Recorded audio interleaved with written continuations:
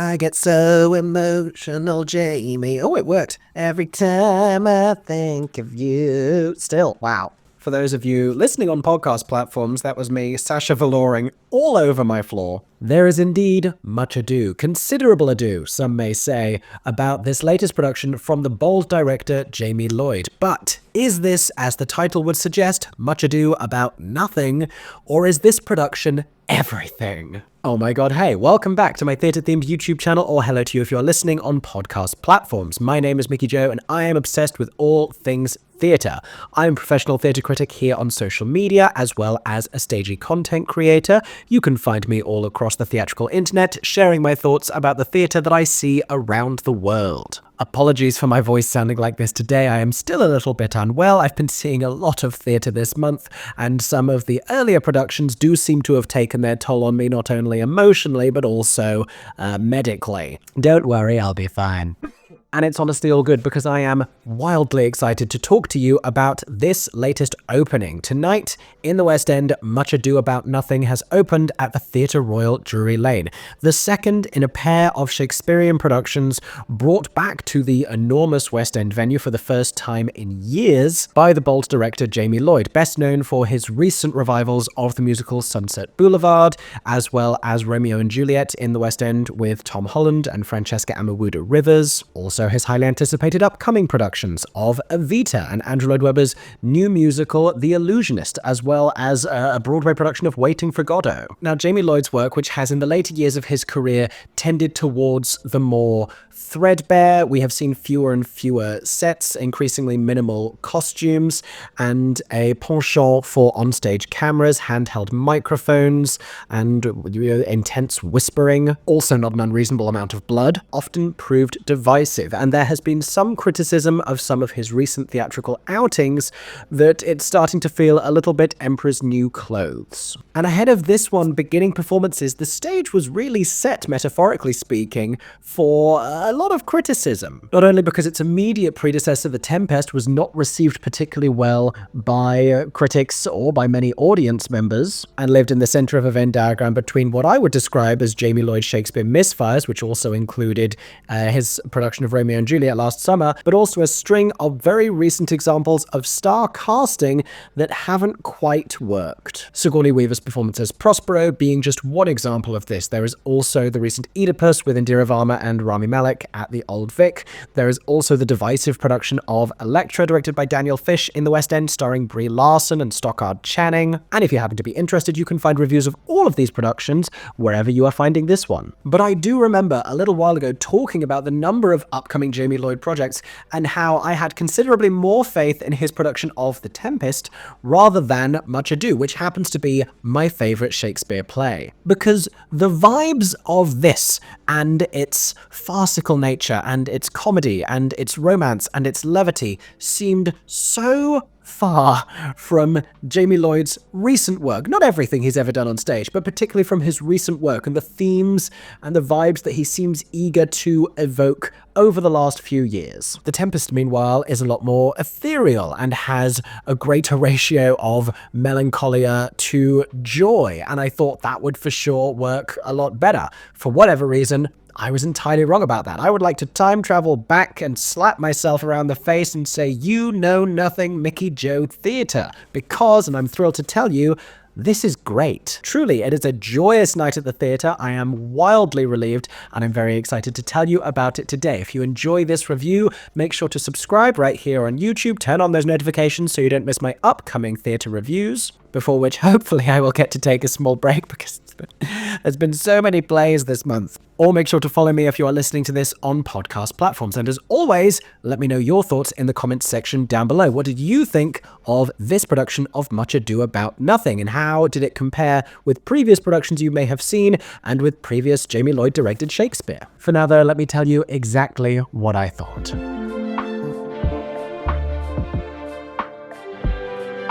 tell it to my heart. Bam! Tell me I'm the only one. Is it really love or just a... Okay, the confetti's finished falling now. I can stop. So let's talk about the play then. Let's begin with the material. Much Ado About Nothing, if you are not familiar with it, is one of Shakespeare's greatest comedies. It follows these sparring individuals, Beatrice and Benedick, who are reunited amongst happy circumstances. Benedick is part of a party of soldiers and royalty visiting Messina, where Beatrice lives with her uncle and her cousin, his daughter, whose name is Hero. One of the young men in Benedick's company, a man named Claudio, instantly takes a liking to Hero and falls immediately in love and sets about planning to win her favor and gain permission for the two of them to be married. Thankfully, she reciprocates the affections of this young man who she has never once spoken to at this point. But listen, this is Shakespeare. These are young lovers and they require no context whatsoever. It's basically Married at First Sight circa 1599. Only things get a little bit more complicated, but I'm getting ahead of myself because their immediate infatuation is contrasted by the extraordinary, witty animosity shared between Beatrice and Benedick. They know each other of old and they resent each other entirely. Or do they? Because their very verbose playground squabbling actually seems to betray more of an affection than either of the two of them are willing to believe. And this is noticed by their peers, by their families, by their friends, who decide it would be at the very least entertaining or ultimately beneficial to the two of them to try and set them up with each other by convincing each of them that the other secretly loves them despite their protestations to the contrary. And this has become a narrative trope in relationships that we have seen time and time again, particularly in movie rom-coms, but also in classic musicals. We see this in Oklahoma. Laurie and Curly are described as having this Beatrice and Benedick-esque relationship. It's that whole I hate you so much because I actually love you thing, and it's very satisfying because they're able to come to each other on very even terms, particularly in a well-directed production when there is a good balance of power between Beatrice and Benedick and when they are cast with actors of equal power. Now all of this is love and comedy and delight, and there's a little bit of mistaken identity at a masked ball, and Beatrice and Benedick both hide to overhear the very deliberate conversations that are being had in order to convince them that the other is in love with them. Farce, comedy, silliness, but like the best of Shakespeare, there's a little bit of creeping darkness and despair as well. This comes in the form of the villainous brother of the prince. The prince is Don Pedro, his brother is Don John, who, when he arrives to Messina, just about everyone is like, oh, that guy's awful, which admittedly has got to suck if you're Don John, and he's clearly not having a nice holiday, but at the same time, they really ought to be more wary of, I don't know, the exact circumstances that will follow, because he conspires with an accomplice to try and distort the love that is being found here between the young Claudio and Hero. Initially, they try and interfere at this masked ball. When that is not as successful as they might like, they plant a rumor and then create a ruse in order to seemingly confirm it that Hero has been unfaithful the night before her wedding, and she is not virginal and virtuous, as of course she would need to be circa 1599. Married at First Sight has come a long way. The aftermath of this is then heavy and sorrowful, with characters who were formerly friends becoming enemies, with her father denouncing her because he believed these allegations, with Beatrice and Benedick, who were ready to unite as lovers, by Hero's side, and Beatrice coldly demanding that Benedick kill Claudio in order to avenge her cousin, who she knows to have been slighted. And it's for this reason that the best productions of Much Ado About Nothing are able to find and deliver both elements. We need very much the levity and the comedy and the romance. This is, after all, about love. But we also need that darkness. We also need the sorrow and the despair. We need to feel all of these emotions intensely. And I've seen two productions previously which I felt have lived at either end of this spectrum. I saw it at the National Theatre with Catherine Parkinson and John Heffernan not too long ago. Simon Godwin, I think, had directed that one. Light and comic and charming and farcical. We never really found the requisite weight. That kill Claudio moment did not land in the way I was hoping that it would. Previously to that, I had seen a Mark Rylance directed production at the Old Vic, which had cast, get ready for this, Vanessa Redgrave and James L. Jones. And before Jamie Lloyd had decided to do away with set pieces, this had a very bare set with just one strange structure in the middle, and it was reasonably bleak and without charm, and we felt the darkness, and we felt the weight, and we felt the condemnation of this much maligned young woman, but we didn't really laugh as much as I would have liked to. So I have been waiting many years for a Much Ado About Nothing that can deliver on both fronts, and this one does. Let me tell you why.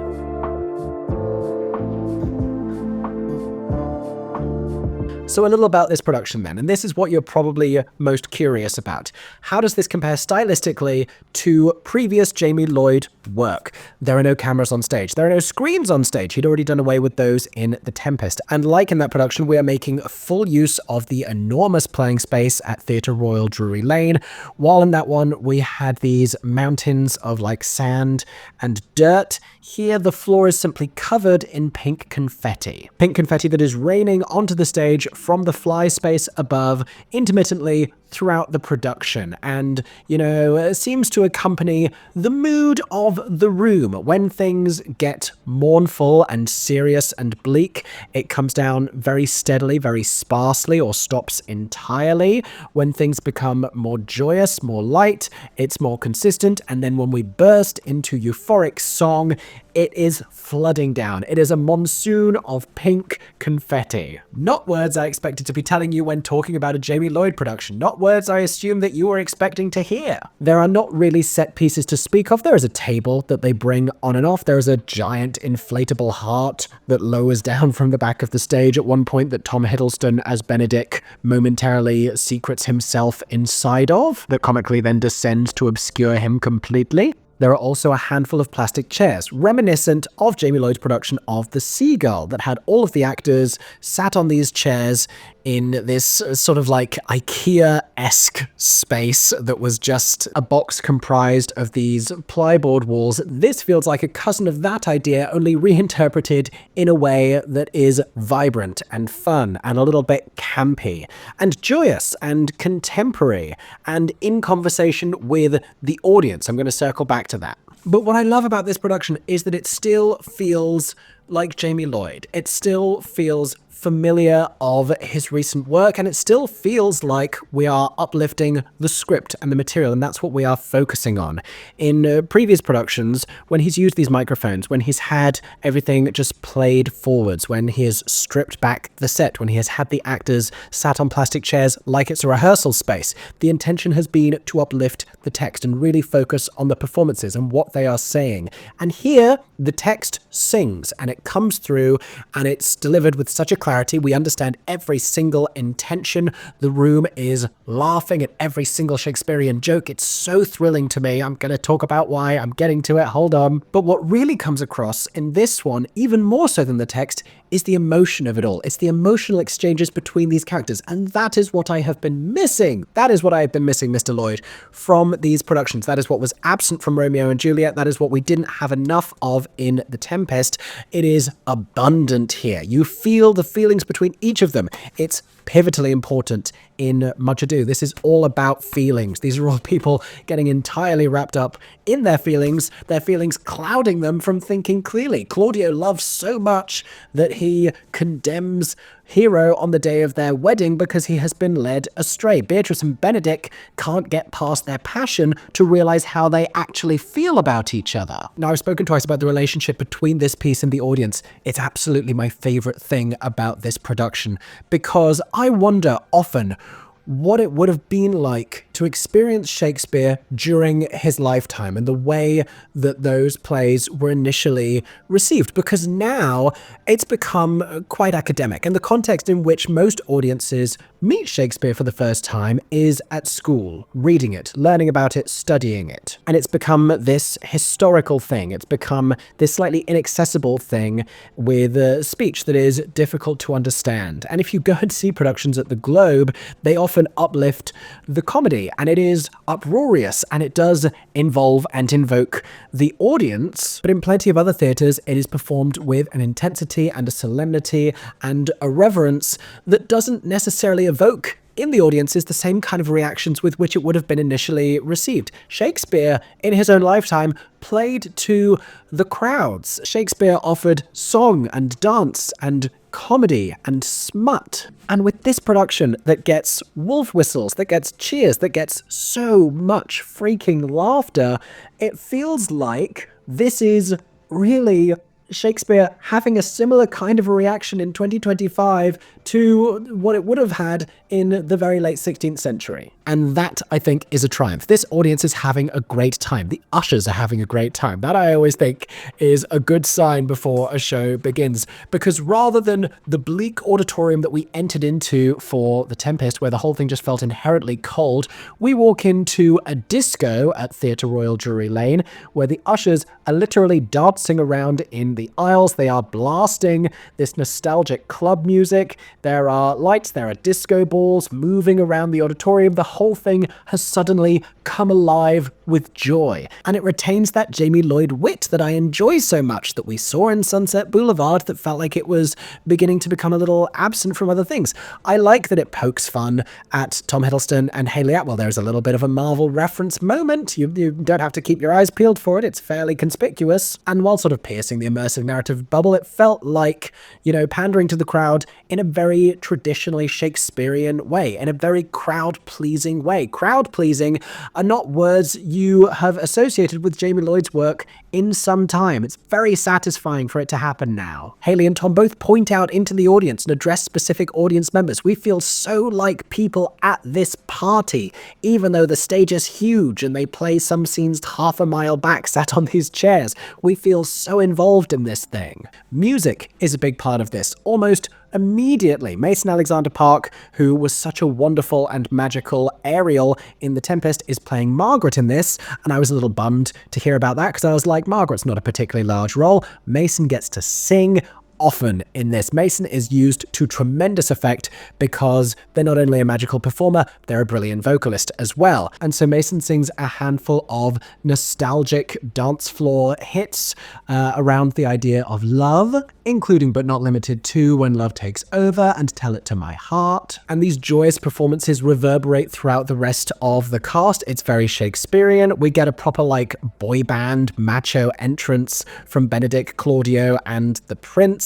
There is a gorgeous curtain call sequence where the whole cast are dancing around, where it becomes this dance party and everyone's dancing in character. I'm going to talk more about the choreography. But there is even a moment where Tom Hiddleston, as Benedick, attempting to write a sonnet for Beatrice about his love, sings what he has written to the tune of a popular and much memed 90s boy band song. I will let you have a guess as to which one it is if you haven't seen the play yet. At every turn, these creatives have sought out fun and joy and laughter and romance, making it basically impossible for the audience to do anything but just love it. I have many more things to say about particular creative choices within this production, some of which will be very specific that you may not want to know about until you have seen it, but in the meantime, I want to continue talking about the company.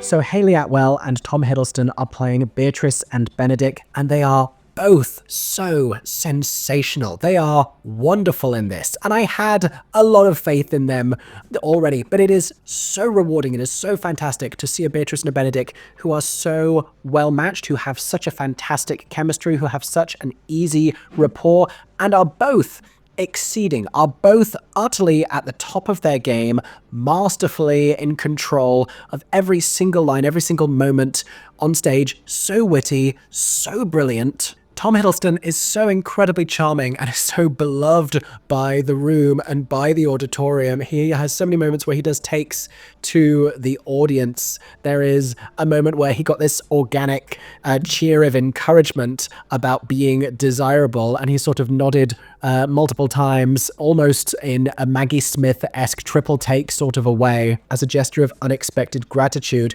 But he is also, when he needs to be, a buffoonish clown. When he is hiding on stage among all of the pink confetti and he is holding it up above his head, or when he is swimming amongst it and spitting out clumps of it at a time, when he jumps fully into the stage and disappears Vicar of Dibley style, he allows himself to become a total fool. And it is such a sensationally good performance. He is wonderful in this. He is just so good at it. And it's hard to imagine that many actresses who could be cast alongside him who would not just be entirely overpowered. But Hayley Atwell is so good in this. She is brilliant. She is a perfect Beatrice. The tone and the snark and the biting wit and the little bit of insecurity and sadness that lives beneath that she masks, is all excellent. For her part, when they have her overhearing the conversation between Margaret and Hero about Benedick's supposed affections for her and how sad they are that this will never come to pass between the two of them because Beatrice is so indifferent to the idea of romance and has closed off her cold and lonely heart. Rather than have her, as other productions have done in the past, also hiding herself under some sort of farcical and visually comedic circumstance, they have her standing center stage while Margaret and Hero are hidden, obscured behind the big inflatable heart, and simply staring out into the audience, looking devastated about it. And it's a very profound and striking choice. It connects to this really sincere emotional depth that continues into the second act when Beatrice is utterly undone by what happens to Hero on her wedding day. And you understand from that the resolve with which she asks Benedick to kill Claudio, and that furiously she means it. And so it all works. The courtship works, the balance of the power between the two of them works because it's so even, because they are both so winning in these roles.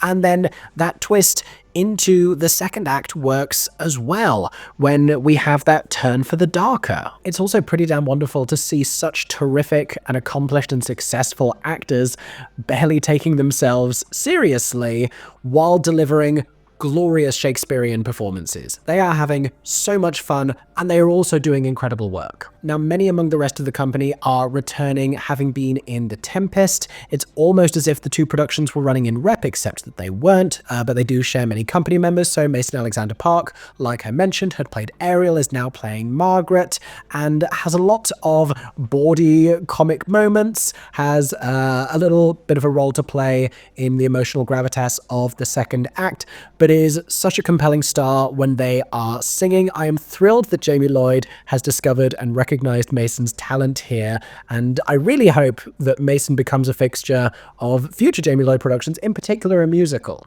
Because vocal talent aside, and it is considerable, there is something just mesmerizing about the way that they deliver a song. Mara Huff and James Foon have returned as young lovers. They were Ferdinand and Ariel in The Tempest, and they are now Hero and Claudio in this. I enjoy the way that it's characterized. They feel young and trendy and Gen Z, and like they're gonna go and chat about it on Snapchat later when they're dancing together during one of these disco sequences and they're grinding on each other. It's fun, it's cute. It's not like the most high-class Shakespeare that you're getting, but I do think that the two of them are really interesting performers, particularly James Foon. I love the way that he puts across these enamored young men. He does it very well. There is something so earnest and so endearing about his romantic conviction. I think it's really charming. I think he's brilliant. Dare I say he is the Shakespearean heartthrob we deserve. And even as he turns on Hero, and even as he hurls this malice towards her at the altar and has to be restrained by the men around him, it is so evidently coming from a place of pain and anguish and grief for the woman that he thought that she was, who she actually still is. Who she actually was the whole time, because men are what? Foolish. That is the takeaway from this play. The moral of the story being that your life would be much easier if you simply had a conversation with a woman first. Forbes Mason, who played Caliban in The Tempest, returns to play Leonato. I enjoy him an awful lot more in this production, I have to say. He has a huge tonal shift to portray because he is simply convivial and jovial. In the first act, lands an awful lot of comedy, and then in the second, denouncing his own daughter, feeling so betrayed, and then having this whiplash reaction of realizing that she's not actually at fault here and being convinced to go along with this plot and suggest that she is dead in order to engineer a specific reaction. Gerald Kidd, very, very charming as Don Pedro. He has one particular interaction with Hayley's Beatrice in the first act that is so beautifully sincere, that is so warm. It's a little section of the material I'd never really noticed before, but it sang beautifully in this production. It's a moment when there seems to be this little bit of chemistry and connection between them, and he asks if she would consider marrying him or a relationship with him. They're just sort of noticing each other, and she declines, but in a very respectful and meaningful way. And there is sort of a reprise of this moment towards the end of the piece. It's quite beautifully done by the two actors. Tim Steed plays Don John. He's another one returning from The Tempest. Again, I enjoyed him more in this production. I do think that both for him and for Mika Onyx Johnson, who plays his associate, where is it? Baraccio, excuse me, I forgot the name there. There's a lot to remember. Their villainy and their malevolence lacks the requisite oxygen to really come alive in this space. It's a fire that can't really get started amongst all of the pink confetti, amongst all of the laughter and the joy, and I would still rather have that. I think these are really the only two characters who suffer a little bit from the total context of this production. And as we meet Don John, he is a little bit of a laughingstock, and we find a little bit of a comedy in his indifference to it all. And even in the way that he is costumed, he is made to look a little silly, a little insincere. He starts to approach pantomime villainy more so than someone who is going to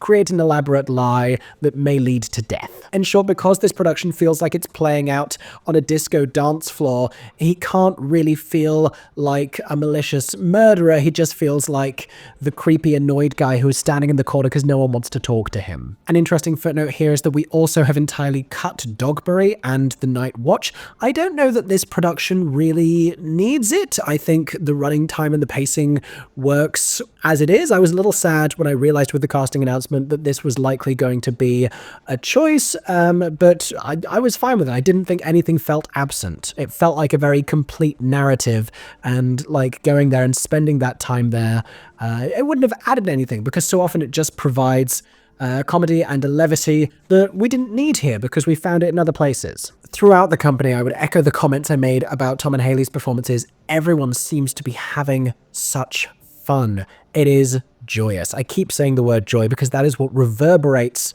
throughout this production.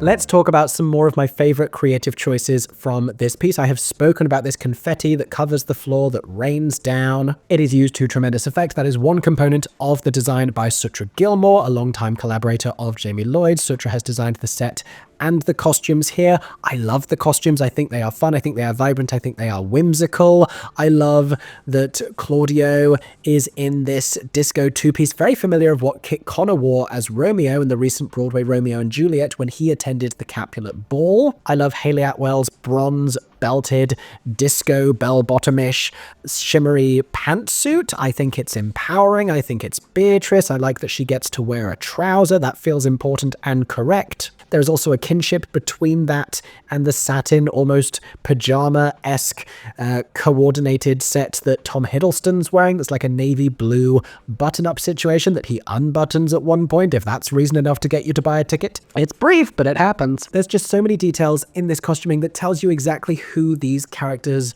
are and tells you how to interpret them. Claudio wearing a t-shirt that shows off like a little bit of midriff above his silver trousers. Hero in cute little shorts, again in a matching set with like festival glittery makeup and like shimmery sparkly tights going on. The two of them are young and Gen Z and a little bit silly and charming. I think so often the costuming in Shakespearean productions really can lead the way, and you know, there's been criticism of like this and the recent Romeo and Juliet and it just being like generic, fun, youthful vibes. But Shakespeare costuming, I think, is always about vibes. It's either historic period accurate vibes, or it's like muted generic contemporary vibes, like in a lot of the Heitner productions, like in the one currently seen at the Bridge with Richard II, or you have something that is more vibrant, more queer, a little bit of a 90s throwback even. I love it. I think it looks great, and I think it helps the audience understand what they're looking at and enjoy it really quickly.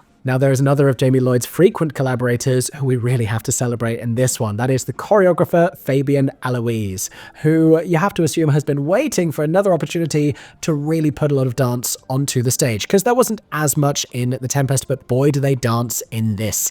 And it's whimsical and it's funny, but it's also character-driven, because the way in which these characters dance, like the costuming, speaks to their personalities, speaks to these characterizations. When you have Hero and Claudio like grinding on each other, when you have Beatrice and Benedick in this performative dance-off confrontation, but also Tom Hiddleston dancing in a way that is like legitimately charismatic and a little bit suave and impressive, but also that little bit silly, that little bit insincere, allowing us to laugh at him immediately. That's going to continue throughout the play. Heck, even Leonardo, the father figure, dad dancing. There has always been this relationship between Shakespearean performance and dance and choreography, and I love that it is so alive in this one. It feels so truthful to what this would have been, and what it allows it to be now has such a parallel to that. And like I mentioned before, it does sort of situate everything like it's happening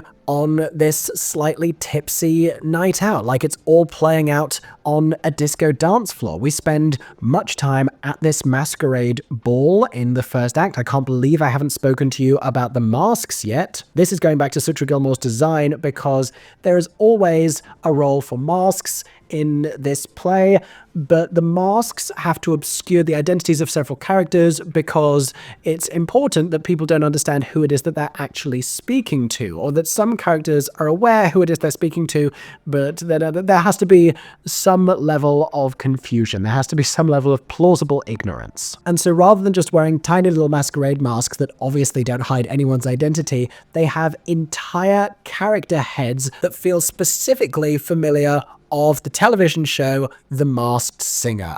I would bet a large amount of money that that is the specific inspiration for these masks, for these character heads. You have a rabbit, you have a chick. It comes back later when Margaret is being used by Borachio to give the implication of Hero, to smear Hero's good name. That's very clever. You also have like a spaceman head. You have a cat and a dog. Obviously, that's Beatrice and Benedick, the whole cat and dog thing. That creative idea, like so much of this production, lives perfectly in the intersection of fun and witty and intelligent and meaningful, and gets used brilliantly. Truly, I do not know what has happened in between Romeo and Juliet and The Tempest and this production. I don't know if it relates to some sort of personal awakening that Jamie Lloyd has had, or if he's just thrown his hands up in the air full of confetti and said, screw it, we're going to have fun with this one, because it is such a departure in so many ways. Not only the vibrancy of the color palette, not only all of the dancing and all of the music, but also just the idea of having these actors who 6 months ago were being filmed in close-ups and walking around on the roof for no reason and holding microphones and whispering angrily while not looking at each other but staring like sullenly out into the auditorium. They are now embracing and kissing and hugging and dancing and twirling each other around. It is, oh my god, it's so much better. And there is a place, I think, in the right material for that other thing, and we can still have that brooding intensity, and we can still have those stylistic choices, and we can still have cameras. But I like that both things can exist, and I liked this very, very much. I am holding the program upside down.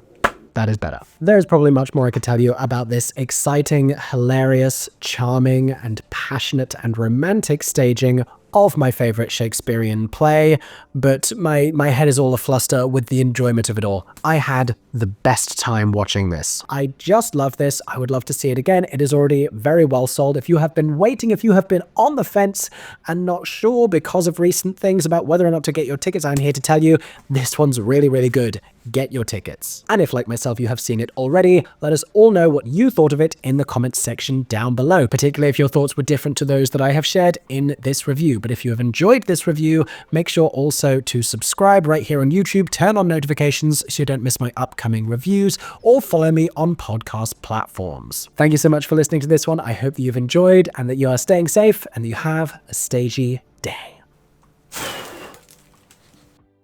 For 10 more seconds, I'm Mickey Joe Theatre. Oh my god, hey, thanks for watching, have a stagey day. Subscribe!